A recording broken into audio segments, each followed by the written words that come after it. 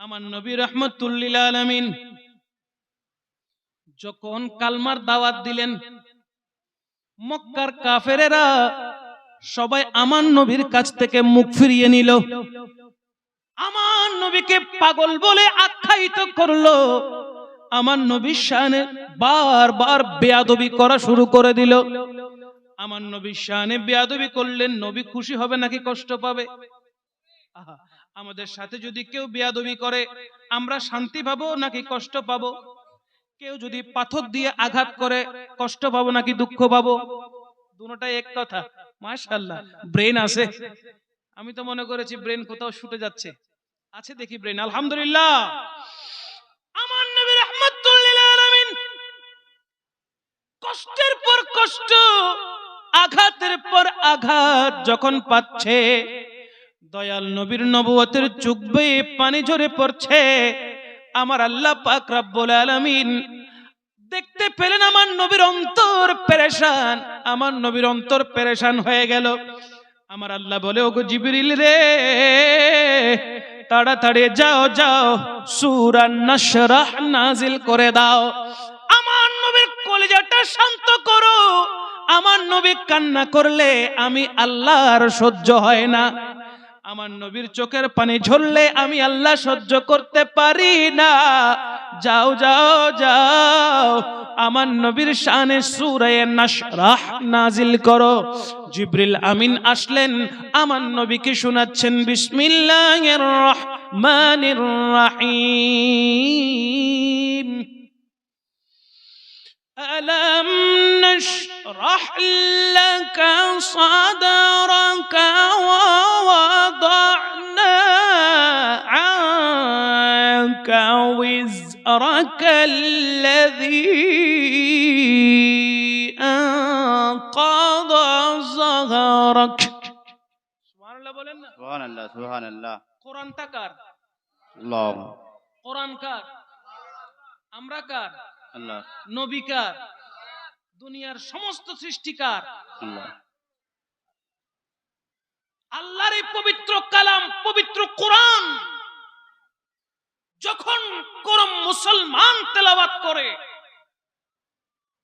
যে কোরআন বুঝে না, যে কোরআন সম্পর্কে ধারণা রাখে না, শুধু আওয়াজ শুনলে হয়ে যায়, কলিজাটা হু হু করে কেঁপে ওঠে, ঠিক কি না?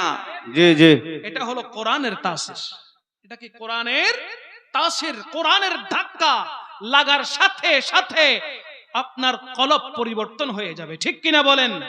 যেমন পরিবর্তন হয়েছিল ইসলামের দ্বিতীয় খলিফা হযরতে উমর ইবনুল খাত্তাব রাদিয়াল্লাহু তাআলা আমার নবী রাহমাতুল লিল আলামিন দ্বীনের দাওয়াত যখন দিচ্ছিলেন, ইসলামের দাওয়াত যখন দিচ্ছিলেন, সমস্ত মুশরিকদেরকে যখন, কাফেরদেরকে যখন এক আল্লাহর কথা যখন বলছিলেন, তখন হযরতে উমর ইবনুল খাত্তাব ফারুকে আজম তিনি নাঙ্গা তরোয়ার নিয়ে আমার নবীকে কতল করার জন্য দৌড়ে আসলেন। জোরে বলেন না নাউজুবিল্লাহ। তখন তিনি ইসলাম ধর্ম গ্রহণ করে নাই। আমার নবীকে কতল করার জন্য উন্মুক্ত তলোয়ার বের করে আমার নবীর গর্দান আলাদা করে দিবে চিন্তা করলো। নাঙ্গা তরোয়ার নিয়ে ঘোড়া ছুটিয়ে আসতে লাগলো। প্রতিমধ্যে এক সাহাবী ফারুক আজমকে আটকালেন, বলে, হে ওমর, তুমি যাচ্ছ কোথায়? তোমার চেহারা দিয়ে আগুন বের হচ্ছে, তুমি যাচ্ছ কোথায়? এত রাগ কেন কেন? উমর রাদিয়াল্লাহু তাআলা আনহু বলতে লাগলেন, মুহাম্মদ আরবি সাল্লাল্লাহু আলাইহি ওয়াসাল্লাম নতুন এক ধর্ম নিয়ে এসেছে, যে ধর্মের কারণে আমরা অতিষ্ঠ হয়ে গেছি, তাকে কতল করার জন্য আমি রওনা করেছি। ওই সাহাবী বলতে লাগলেন, আগে মুহাম্মদ সাল্লাল্লাহু আলাইহি ওয়াসাল্লামকে পরে দেখবা, আগে নিজের ঘর ঠিক করো। সুবহানাল্লাহ বলেন। সুবহানাল্লাহ। আগে নিজের ঘর, জি জি, আগে নিজের ঘর ঠিক করো।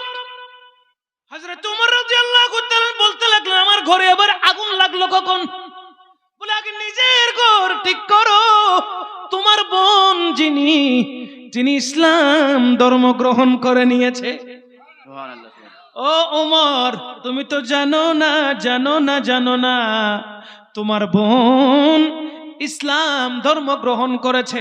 এখন উমর ফারুক আজমের মাথার মধ্যে আরো গরম শুরু, রক্ত গরম হয়ে গেল। যাচ্ছে একদিকে, ঘুরে ফিরিয়ে আবার ঘরের দিকে ছুটে গেল। আমার বোন এত বড় কাজ কেমনে করলো, আজকে তাকে দুই টুকরা করে দেব। ফারুকে আজম দৌড়ে গেলেন বোনকে মারার জন্য, আর অপর দিকে বোন পবিত্র কুরআনুল কারীমের তিলাওয়াত করছে। জোরে বলেন না সুবহান। সুবহানাল্লাহ। বিসমিল্লাহির রহমানির রহিম। সুবহানাল্লাহ কইতেন না? সুবহানাল্লাহ। আচ্ছা, সুবহানাল্লাহ বললে অসুবিধা কোথায়, নাকি লাভ আছে? বিভিন্ন সিম কোম্পানি যদি অফার দেয় তখন পাগল হয়ে যায়, ঠিক না? জিও সিম একটা আছে না নাই? আছে না? আরেকটা কি এয়ারটেল, আরেকটা কি ভোডাফোন, আর আছে।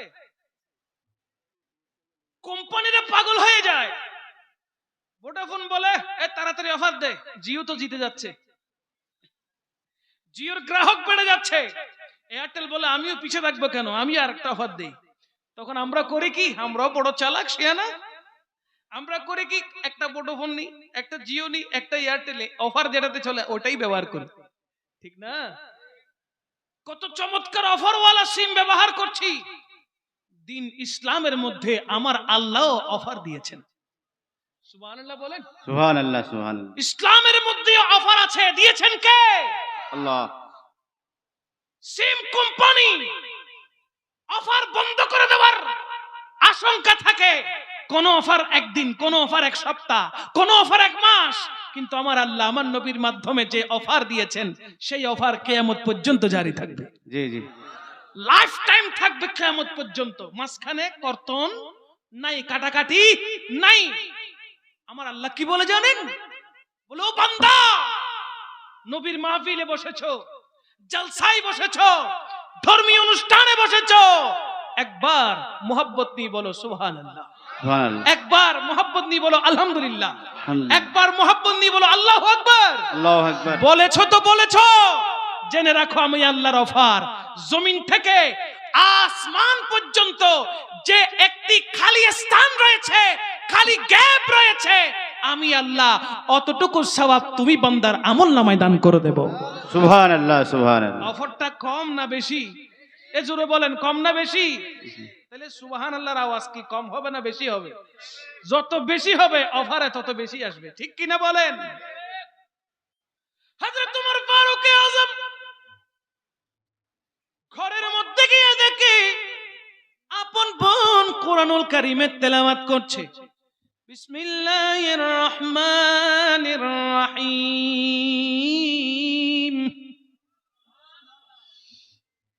কুল হুয়াল্লাহু আহাদুন আল্লাহুস সামাদ লাম ইয়ালিদ ওয়া লাম ইউলাদ ওয়া লাম ইয়াকুল লাহু কুফুয়ান আহাদ।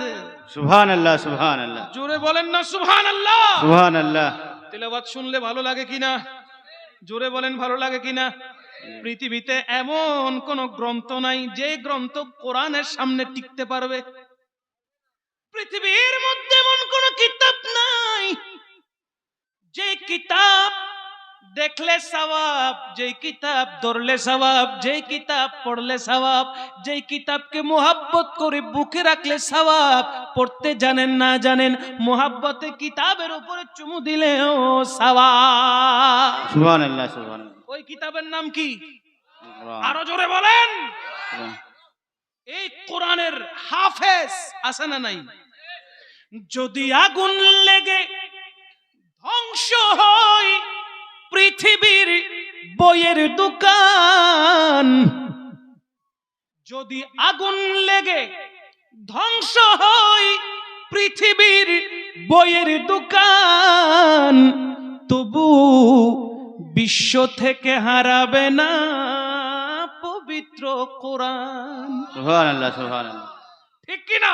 জি। তবু বিশ্ব থেকে হারাবে না পবিত্র কোরআন। কি করে পড়বে কোরআন আগুনের তেজ, কি করে পড়বে কোরআন আগুনের তেজ, আছে বিশ্ব জুড়ে লক্ষ লক্ষ কোরআনে হাফেজ, সুবহানাল্লাহ সুবহানাল্লাহ। আছে বিশ্ব জুড়ে লক্ষ লক্ষ কোরআনে হাফেজ। তারা ছাপাইয়া আসমানি গ্রন্থের বাঁচাবে ইসলামের মান, তারা ছাপাইয়া আসমানি গ্রন্থের বাঁচাবে ইসলামের মান। তবু বিশ্ব থেকে হারাবে না পবিত্র কোরআন, বিশ্ব থেকে হারাবে না পবিত্র কোরআন। জোরে বলেন আল্লাহু আকবার। আল্লাহু আকবার। বিশ্ব থেকে কোরআন কোনোদিন হারাবে এমন কিতাব যেই কিতাবের কোনো তুলনা হয় না। হযরত ওমর ফারুক আযম রাদিয়াল্লাহু তাআলা চুপ করে দাঁড়িয়ে ঘরের কোণার মধ্যে দাঁড়িয়ে দরজার পাশে দাঁড়িয়ে বোনের কোরআনুল কারীমের তেলাওয়াত শুনছেন তো শুনছেন, শুনছেন তো শুনছেন। হঠাৎ নিজের অজান্তে চোখের পানি শুরু হয়ে গেল, মাথা ঠান্ডা হয়ে গেল, কলিজার মধ্যে ধুপ ধুপ আরম্ভ হয়ে গেল। হায় হায়, কোন কিতাব শুনছি, কেমন সুর, কেমন শব্দ, কেমন শব্দ, কেমন সুর, কেমন কথা। এই কথা তো আজ পর্যন্ত শুনি নাই। এত সুন্দর কেন লাগে, এত ভালো কেন লাগে, এত চমৎকার কেন এই কোরআনের তেলাওয়াত। যখন তেলাওয়াত থেমে গেল, দরজার মধ্যে নক করলেন। ভিতর থেকে বোন বুঝতে পেরেছে আমার ভাই এসেছে। তাড়াতাড়ি কোরআনটাকে লুকিয়ে রেখে মাথা থেকে কাপড় সরিয়ে ইজ্জতের সাথে দরজা খুলে দিলেন। এবার বলতে লাগলো, এতক্ষণ কি তেলাওয়াত করছিলি, এতক্ষণ তুই কি তেলাওয়াত করছিলি বল। বোন ফারুক আজমের তো ঠিক না, সাহসী হবে কি হবে না? বোন বলে, জান যায় তো যাবে, আজকে সত্য কথা বলে দিব। জান যায় তো যাবে, আজ সত্য বলবো। আমার ভাই হয়েছে তো কি হয়েছে, সবচেয়ে বড় বিষয় আমি তো আমার নবীর গোলামি করছি। জি জি। ফারুক আজমের বোন বলা শুরু করে দিল, ভাইজান জানি না আপনি কি করবেন, জানি না আপনি কি করবেন। আমি ইসলাম ধর্ম গ্রহণ করেছি, ওই ইসলাম ধর্মের কোরআন এতক্ষণ পর্যন্ত আমি তিলাওয়াত করে যাচ্ছি। সুবহানাল্লাহ সুবহানাল্লাহ। এখন বোনের কথা শুনে বোন জামাই এতক্ষণ লুকে ছিল, বোন জামাই বের হয়েছে, ভাইজান আমিও ইসলাম গ্রহণ করেছি। সুবহানাল্লাহ সুবহানাল্লাহ। এখন বোন জামাইও ইসলাম ধর্ম গ্রহণ করলো, বোনও ইসলাম ধর্ম গ্রহণ করলো। উভয়ে বলে দিল আমি ইসলাম ধর্ম গ্রহণ করেছি। এবার ফারুক আজম রাগান্বিত হয়ে বোন জামাইয়ের মুখের উপর মারলো এক ঘুষি। রক্ত পড়া শুরু হয়ে গেল, নাক দিয়ে রক্ত পড়ছে, মুখ দিয়ে রক্ত পড়ছে, মারছে, বেদম মারা মারছে। এরপরেও মুখ দিয়ে উচ্চারণ করতে লাগলো, আপনি মারতে মারতে মারতে মারতে মেরে ফেলতে পারবেন, কিন্তু আমার জবান থেকে আল্লাহর নাম কখনো মুছতে পারবেন না। সুবহানাল্লাহ সুবহানাল্লাহ। প্রয়োজনে আমি শহীদ হয়ে যাব, পুরো শরীর থেকে সমস্ত রক্ত আমার বের হয়ে যাবে, যতক্ষণ পর্যন্ত আমার এক বিন্দু রক্ত বেঁচে থাকবে শরীরে, আমার প্রাণ ধড়কান যতক্ষণ চলতে থাকবে, আমার মুখ থেকে আল্লাহ এবং রসুলের গুণগান চলতেই থাকবে। আমরা তো ইসলাম পেয়েছি মায়ের পেট থেকে, ঠিক কিনা বলেন? ঘরের মধ্যে বসে ইসলাম পেয়েছি, মায়ের পেট থেকে ইসলাম পেয়েছি। সেই কারণে নামাজের কদর বুঝি না, সেই কারণে রোজার কদর বুঝি না, সেই কারণে সৎ পথে থাকার কদর বুঝি না, সেই কারণে হালাল হারাম বাছ বিচার করি না। যদি আমাদের গর্দানের উপর তলোয়ার থাকতো তখন বুঝতে পারতাম ইসলাম কত বড় জিনিস। কথা বলেন ঠিক কিনা? হযরত ওমর ফারুক আযম থাপ্পড় দিতে দিতে, মার দিতে দিতে যখন ক্লান্ত হয়ে গেল, ফারুক আযম বলে, বোন আর রাগ করে থাকিস না, আর একটিবার কোরআনের তেলাওয়াত আমাকে শোনা, সুবহানাল্লাহ সুবহানাল্লাহ। আর একটিবার কোরআনের তেলাওয়াত শোনা। বোন বলতে লাগলো, এইভাবে তো শোনানো যাবে না, এইভাবে শোনানো যাবে না, আপনি আগে ভালো করে পবিত্র হন, আপনি আগে গোসল করে নেন, তারপরে কোরআনের তেলাওয়াত শোনানো যাবে। ফারুকে আজম ফ্রেশ হয়ে আসলেন, গোসল করে আসলেন, বোনকে বলতে লাগলেন, ও বোন, এই কোরআন তুই পেয়েছিস কোথায়? বলে, কোরআন যার উপর নাজিল হয় তিনি রাহমাতুল লিল আলামিন। সুবহানাল্লাহ। এই কোরআন যার উপরে নাজিল হয় তিনি রাহমাতুল লিল আলামিন। ফারুক আজম বলতে লাগলো, বোন আর দেরি করিস না, আমাকে তোদের রসুলের কাছে নিয়ে চল, আমি একটু ওই রাহমাতুল লিল আলামিনকে দেখতে চাই। সুবহানাল্লাহ। আহা, দেখেন কোরআন ফারুকে আজমের কলিজাটা পরিবর্তন করে দিয়েছে, ঠিক কিনা বলেন? জি জি। ফারুকে আজম আপন বোন এবং বোন জামাতাকে নিয়ে আমার নবী যেখানে অবস্থান করছে ওই জায়গায় গেলেন। আমার নবীর দরবারে এতক্ষণ ওই তলোয়ার উন্মুক্ত ছিল, যেই তলোয়ার আমার নবীর গর্দান নেওয়ার জন্য প্রস্তুত ছিল, এখন ওই তলোয়ার গর্দানে নয় আমার নবীর কদমে চলে গেল। বলতে লাগলো, ইয়া রাসূলুল্লাহ, আমি এই তলোয়ার আপনার কদমে সঁপে দিলাম, আপনি দয়া করে মেহেরবানি করে আমাকে কালমা পড়িয়ে ইসলামের মধ্যে দাখিল করে নেন। সুবহানাল্লাহ সুবহানাল্লাহ। আপনি দয়া করে আমাকে ইসলামের মধ্যে দাখিল করে নেন। আমার নবী কামলিওয়ালা নবী, বাদশাহ নবী, রাহমাতুল লিল আলামিন নবী, তিনি বলতে লাগলেন, ওগো ফারুকে আজম, আল্লাহ পাক রব্বুল আলামিনের দরবার থেকে গতকালকে রাত্রে আমার কাছে জিবরাইল আলাইহিস সালাম এসেছিল। গতকাল রাত তুমি আজকে ইসলাম ধর্ম গ্রহণ করছো, আমার কাছে জিবরাইল আমিন গতকালকে রাত্রে এসেছিল এবং বলেছে আল্লাহ আপনাকে দুই ফারুক থেকে এক ফারুক দিতে চায়। সুবহানাল্লাহ জোরে সুবহানাল্লাহ। বলবেন না সুবহানাল্লাহ? সুবহানাল্লাহ।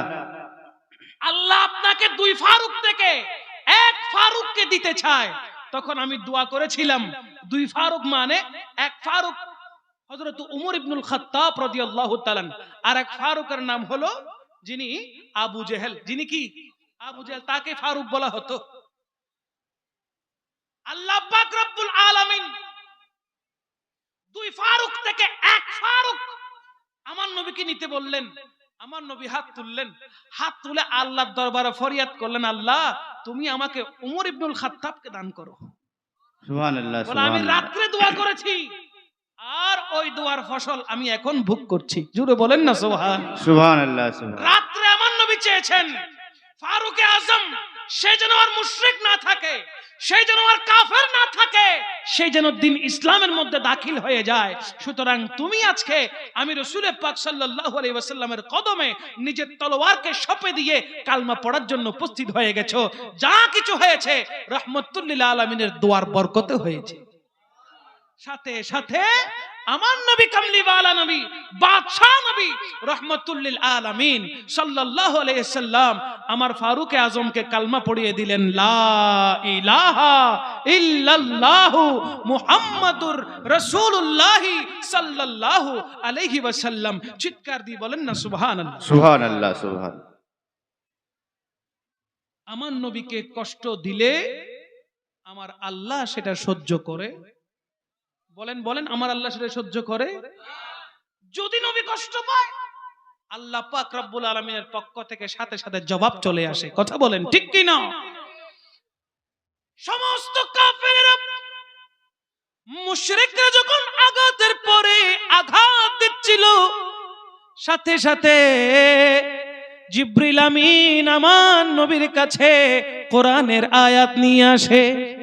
বলতে লাগলো, আলাম নাশরাহ লাকা সাদরাক, ইয়া রাসূলুল্লাহ, ইয়া হাবিবাল্লাহ, দয়া করে আপনি কান্নাকে থামিয়ে ফেলুন। আপনি এত কান্না কেন করছেন? আপনি এত কষ্ট কেন পাচ্ছেন? আমি আল্লাহ তো আপনার সাথে রয়েছি, আমি আল্লাহ তো আপনার সাথে আছি। আলাম নাশরাহ লাকা সাদরাক, क्या या रसूल अल्लाह, मैंने आपकी सीने को कुशादा नहीं किया? अल्लाह बोलते लगलेन, अलम नशरह लका सदरक, या रसूल अल्लाह, আমি আপনার সিনায়ে পাককে শরহু সুদূর করেছি, কুশাদা করেছি, সিনায়ে পাককে ওপেন হার্ট সার্জারি করেছি। জুড়ে বলেন না সুবহানাল্লাহ। মুফাসসিরিন ইকরাম তাফসীরে মাজহারি শরীফের যিনি মুসান্নিফ মুফাসসির হযরত কাজী সানাউল্লাহ পানিপথী রহমাতুল্লাহি আলাইহি, তিনি বড় চমৎকার করে তাফসীর করেছেন। আল্লাহ পাক রব্বুল আলামিন দো জাহানের কমলি ওয়ালা বাদশাহ নবী সরকার পাক সাল্লাল্লাহু আলাইহি ওয়াসাল্লামের সূরা নাশরাহ নাজিল করার পরিপ্রেক্ষিতে আল্লাহ পাক জানাচ্ছেন আলম নাশরাহ লাকা সাদরাক, তার মানা হলো, তার তাফসীর হলো আল্লাহ পাক রব্বুল আলামিন আমার নবীজির সিনায়ে পাকের মধ্যে ইলম দিয়ে, হিকমত দিয়ে, প্রজ্ঞা দিয়ে, সমস্ত কায়নাতের ইলম দিয়ে আমার রাসূলের সিনায়ে পাককে ভরপুর করে দিয়েছেন। সুবহানাল্লাহ। আমার নবীজির কলিজাটাকে, সিনায়ে পাককে আল্লাহ পাক রব্বুল আলামিন ইলম দ্বারা, হিকমত দ্বারা আল্লাহ পাক কমপ্লিট করেছেন, ভরপুর করে দিয়েছেন। জোরে বলেন না সুবহানাল্লাহ। কি রকম ইলম, কেমন জ্ঞান? ফর এক্সাম্পল, আল্লাহর হানায়ে কাবাগর অনেকে আছে দেখেছেন, আবার অনেকে শুনেছেন। আল্লাহর ঘরে হজ করতে গিয়েছেন কজন আছে এখানে? দেখেছেন কে কে? মোবাইলে হোক, টেলিভিশনে হোক, দেখেছেন কে? একটু হাত তুলেন তো। আল্লাহর ঘরটা সবাই দেখেছেন? হাত তুলতে অসুবিধা হচ্ছে? এই দু চারজন দেখছে, তার মানে আর অনেকে দেখে নেই। হ্যাঁ, আল্লাহর ঘরের সাথে পরিচিত আছেন? কাবা ঘরের সাথে পরিচিত আছেন? আওয়াজ নাই, আছেন? আছি, এই এটুকু লাগলে হবে। আল্লাহর এই ঘর, আমার নবীর বয়স তখন 35 বছর। কয় বছর? 35, 35 বছর। এখনো পর্যন্ত আমার নবীর নবুয়ত প্রকাশ হয় নাই। নবীজির বয়স 35 বছর। তখন মক্কার কাফেররা সবাই একত্রিত হয়ে বলতে লাগলো হানায়ে কাবাগর নির্মাণ করতে হবে, হানায়ে কাবাগর নির্মাণ করতে হবে। সুতরাং গোটা মক্কাতুল মুকাররমার সমস্ত কাফেররা একত্রিত হয়ে আল্লাহর ঘরটা তৈরি করার জন্য সবাই একত্রিত হয়ে টাকা পয়সা চাঁদা তুলে কাবাগরটা নির্মাণ করার জন্য একত্রিত হলো, জমায়েত হলো। এখন কাবাগর নির্মাণ হয়ে গেল, কাবাগর নির্মাণ হয়ে গেল, কমপ্লিট হয়ে গেল, সুন্দর করে তুললো। এরপরে হাজরে আসওয়াদ পাথর, নাম শুনেছেন? হাজরে আসওয়াদ, যেটা জান্নাতি পাথর, যেই পাথরে চুমু দিলে বান্দার সমস্ত গুনাহকে ওই পাথর টেনে নিয়ে নেয়। বান্দার সমস্ত গুনাহ ওই পাথর টেনে নিয়ে নেয়। তো গুনাহ টানতে টানতে টানতে টানতে ওই পাথরটা কালোর চাইতে কালো হয়ে গেল। আগে ওই পাথরের রং কালো ছিল না, আগে ওই পাথরের রং কালো ছিল না, সাদা ছিল। মানুষের গুনাহ টানতে টানতে, চুমু যখন দিত, গুনাহ টানতে টানতে ওই পাথর কি হয়ে গেল? কালো হয়ে গেল। এই হাজরে আসওয়াদ, হাজরে আসওয়াদ নিয়ে মারামারি হয়ে যাওয়ার উপক্রম হয়েছে। মক্কার কাফেররা, বিভিন্ন সম্প্রদায়ের লোক, কুরাইশ বংশের লোক বলতে লাগলো পাথরটা আমি লাগাবো। অন্য বংশের লোক বলতেছে পাথরটা আমি লাগাবো। বলে আর তোদের লাগাইতে হবে না, আমি লাগাই, আমি লাগালে অন্তত পক্ষে আমার নাম হবে। এরকম অনেক আছে না নাই?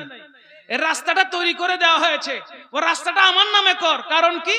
রাস্তা যে করেছি আমি মারা গেলেই আমার নাম এখানে থাকবে। বলে কি বলে না? নিজের নাম হওয়ার জন্য, নিজের বংশের নাম হওয়ার জন্য তখন মানুষ কৌশল করে। এখন গুত্রে গুত্রে মারপিট লেগে যাওয়ার ব্যাপার হয়ে গেছে। কারণ হাজরে আসওয়াদ বলে কি এই গোত্র লাগাবে, তারপর বলে কি ওই গোত্র লাগাবে। এখন সর্বসম্মতিক্রমে সিদ্ধান্ত নেওয়া হলো যে না, এইভাবে করলে আমাদের মধ্যে যুদ্ধ শুরু হয়ে যাবে। কাবাগর নির্মাণ করার জন্য আমাদেরকে ডেকেছো, এখন হাজরে আসওয়াদ লাগানোর জন্য আমাদেরকে ডাকছো না, তা তো হতে পারে না। যা হবে সবাই মিলে করব। বলে ঠিক আছে, তাহলে ফয়সালা হলো আগামী কালকে সকালে এই কাবা শরীফের মধ্যে, কাবা শরীফের উঠানে যে গোত্রের মানুষ আগে আসবে সেই ফয়সালা দিবে। আগামী কালকে সকালে, রাত্রে ঘুমানোর পর আগামী কাল সকালে যে ব্যক্তি হানে কাবার ভিতরে আসবে সেই ফয়সালা দিবে। সবাই মেনে নিল। দুইজন দরওয়ান দাঁড় করিয়ে রাখা হলো। এখন রাত যখন হয়েছে, আল্লাহ পাকের ইচ্ছা কি দেখেন, আল্লাহ পাক রব্বুল আলামিন মক্কাতুল মুকাররমার সমস্ত গোত্রের মানুষকে আল্লাহ ঘুম পাড়িয়ে দিয়েছেন। সুবহানাল্লাহ। কারণ কুরাইশ বংশ বলছে আজকে যেভাবে হোক ঘুমাবো না, চোখ ধরে রাখ সেভাবে করে, যেইভাবে হোক আজকে ঘুমাবো না। অন্য গোত্রের মানুষ বলে যেইভাবে হোক আজকে রাত্রে ঘুমাবো না, ভোর হতে না হতেই, সূর্য উঠতে না উঠতে আমাদেরকে কোথায় যেতে হবে? হানায়ে কাবায় যেতে হবে। এখন আল্লাহ পাক রব্বুল আলামিনের ইচ্ছা তো আরেকটা। আল্লাহ পাক কি করলেন? সমস্ত কাফেরদেরকে, মুশরিকদেরকে ঘুম পাড়িয়ে দিলেন। জোরে বলেন না সুবহানাল্লাহ। সুবহানাল্লাহ। সমস্ত কাফেররা এখন ঘুম, কেউ উঠতে পারছে না, সবাই ঘুম। ফজর হয়েছে, দুইজন দরওয়ান দাঁড়িয়ে আছে, দেখতে পাচ্ছে রহমতুল্লিল আলামিন নবুয়তের কদমগুলো আস্তে আস্তে বাড়াতে বাড়াতে হানায়ে কাবা ঘরের দিকে আসতেছে। সুবহানাল্লাহ। সুবহানাল্লাহ। গোটা সমস্ত জগৎকে ঘুম পাড়িয়ে দিয়েছেন আল্লাহ। আমার নবী রহমতুল্লিল আলামিনকে জাগ্রত রেখেছেন। আমার নবীকে পাঠিয়ে দিলেন, রহমতুল্লিল আলামিন সেখানে চলে গেলেন, গিয়ে কাবা শরীফের মধ্যে বসে আছে। এখন আমার নবী তো আগে পৌঁছে গেছেন। সকাল যখন হলো, হঠাৎ যখন ঘুম ভাঙলো, এই দৌড় শুরু হয়েছে। কেউ গায়ের কাপড় ঠিক নাই, কেউ শরীরের কাপড় ঠিক নাই, কেউ নিচের লুঙ্গি ঠিক নাই, দৌড়াইতেছে কার আগে কে পৌঁছাইতে পারে। আল্লাহু আকবার বলবেন না? আল্লাহু আকবার। সবাই গিয়ে দেখতেছে সেইখানে আল আমিন, তার মানে আমার নবী রহমতুল্লিল আলামিন অবস্থান করছে। বলেন না সুবহানাল্লাহ। সুবহানাল্লাহ। সুবহানাল্লাহ। সমস্ত গোত্রের মানুষ খুশি হয়ে গেল। আহা, যিনি আল আমিন, উনি সবার আগে এসেছে, উনি যেই ফয়সালা দিবে আমরা সবাই মেনে নিব। আমার নবী করলেন কি, তোমরা কয় গোত্র আছো? ধরেন 8 গোত্র বা 9 গোত্র বা 10 গোত্র আছে। আমার নবী বলে সবাই মিলে একটা চাদর নিয়ে আসো। কি নিয়ে আসো? চাদর। সবাই চাদর নিয়ে আসলো এরকম করে, বলে চাদরটা বিছাও। বিছানো হলো। বলে হাজরে আসওয়াদ, আমার রাসূল হাজরে আসওয়াদকে নিলেন, এইভাবে চাদরের মাঝখানে রাখলেন। রাখার পরে এই গোত্রের সর্দার যারা আছো সবাই কাপড়ের এক কোনা কোনা ধরো। বলেন না সুবহানাল্লাহ। সুবহানাল্লাহ। আমার সুবহানাল্লাহ। নবীর ফয়সালা উত্তম ফয়সালা, আমার নবীর বিচার উত্তম বিচার। আমার নবী বলতে লাগলো, এই সর্দারেরা আসো আসো, প্রত্যেকে চাদরের এক এক কোনা ধরো। প্রত্যেকে চাদরের এক এক কোনা ধরার পরে ওই হজরে আসওয়াদকে নিয়ে কাবা ঘরের সামনে আসলো। জোরে বলেন না সুবহানাল্লাহ। সুবহানাল্লাহ। এখন আমার নবী বলছে, এখন বলো এই হজরে আসওয়াদকে কারা বহন করেছে? সর্দাররা খুশি হয়ে গেল, কেন আমরা বহন করেছি। বলেন না সুবহানাল্লাহ। সুবহানাল্লাহ। এখন আমার নবী রাহমাতুল্লিল আলামিন যিনি ওই পাথরটা নিয়ে চাদরে দিয়েছেন, তিনি বলতে লাগলেন, এখন তাহলে আমি যখন এই পাথরটা তোমাদের চাদরের মাঝখানে দিয়েছি, এখন এই চাদরের থেকে নিয়ে আল্লাহর ঘরের সাথে লাগিয়ে দিলে তোমাদের কি কোনো আপত্তি আছে? তখন কাফেররাই বলল, না না, কোনো আপত্তি নাই। একটু চিন্তা করে দেখেন, রাসূল পাক সাল্লাল্লাহু আলাইহি ওয়াসাল্লামের মাধ্যমে আমার আল্লাহ পাক ওই হজরে আসওয়াদকে কাবার সাথে ফিট করে দিয়েছেন। সুবহানাল্লাহ। সুবহানাল্লাহ। যেখানে কোনো কাফের হাত লাগাতে পারে নাই। এটা হলো আল্লাহর কৌশল, এটাই হলো আমার নবীর এলম। জোরে বলেন না সুবহানাল্লাহ। সুবহানাল্লাহ। ওই সুবহানাল্লাহ। এলম দিয়েছেন কে? আল্লাহ। জোরে বলেন কে দিয়েছে? ওই এলম যিনি দিয়েছেন তিনি হলেন আল্লাহ। তাই আমার আল্লাহ বলতে লাগলেন, ইয়া রাসূলুল্লাহ, আপনার সিনায়ে পাকের ভিতরে আমি আল্লাহ এলম দিয়েছি, হিকমত দিয়েছি, কৌশল দিয়েছি। আপনার অন্তরের ভিতরে নাই এমন কিছু আমি অবশিষ্ট রাখি নাই। জোরে বলেন না সুবহানাল্লাহ। সুবহানাল্লাহ। বাবা, সুবহানাল্লাহ। সেই নবীর কোনো তুলনা হয়? আওয়াজ দিয়ে বলেন না হয়? না। আমার নবীর মতন অন্য কোন নবী হতে পারে? না। মানুষ তো দূরের কথা, মানুষ তো দূরের কথা। অনেকেই বলে নবী আমার মতো, বলে কি বলেন না বাবা? কথা বলেন না কেন? ভয় লাগছে? নবী আমার মতো, দোষে গুণে মানুষ, বলে কি বলে না? অথচ আমার নবীর কোনো দোষ আছে? আল আম্বিয়াউ মাসুমুন, সমস্ত আম্বিয়া কিরাম হলো মাসুম, তাদের কোনো দোষ ত্রুটি নাই। যেখানে নবীর সাথে অন্য কোন নবীর কোন তুলনা হয় না, সেইখানে সাধারণ মানুষের তুলনা কি করা যেতে পারে? মনে রাখবেন, রাসূল পাক সাল্লাল্লাহু আলাইহি ওয়াসাল্লামের সাথে গোটা কায়নাতের কোন সৃষ্টির সাথে তুলনা হতে পারে না। এজন্য আলা হযরত আজিমুল বরকত পরওয়ানায়ে শাম'এ রিসালাত শাহ আহমদ রেজা খান ফাজিল বেরলভী আলাইহির রহমত কত সুন্দর করে বলছেন